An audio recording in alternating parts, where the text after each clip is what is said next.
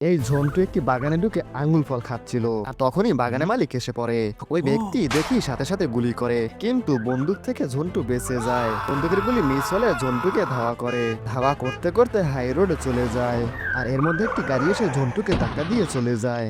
আর এটা দেখে ওই লোকটি খুবই খুশি হয়।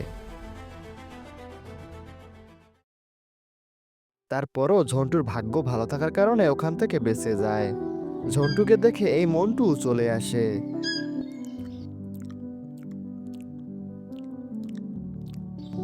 মন্টু আদর যত্ন করে ওর বাসায় নিয়ে যায়।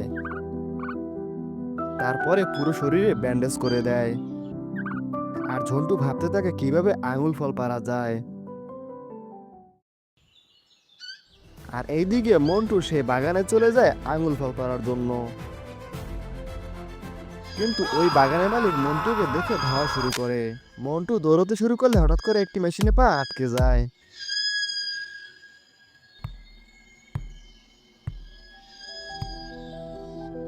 মন্টু যে কোনো ভাবেই হোক সে ওখান থেকে বেঁচে ফিরে। আর সাথে কিছু আঙুল ফলও থাকে। আর এটা দেখে তো ঝন্টু খুবই খুশি। মন্টু অনেক দুর্বল থাকায় সে মাটিতে পড়ে যায়। ঝন্টু মন্টুর মতো করে ব্যান্ডেজ করে দেয়। মন্টুর অনেক পানি তৃষ্ণা লাগে। ঝন্টু এই কথা শুনে মন্টুকে ঠেলতে ঠেলতে একটি কুয়োর কাছে নিয়ে যায়। মন্টুর মুখে পানি দিলে কিছুক্ষণ পরে তার জ্ঞান ফিরে আসে।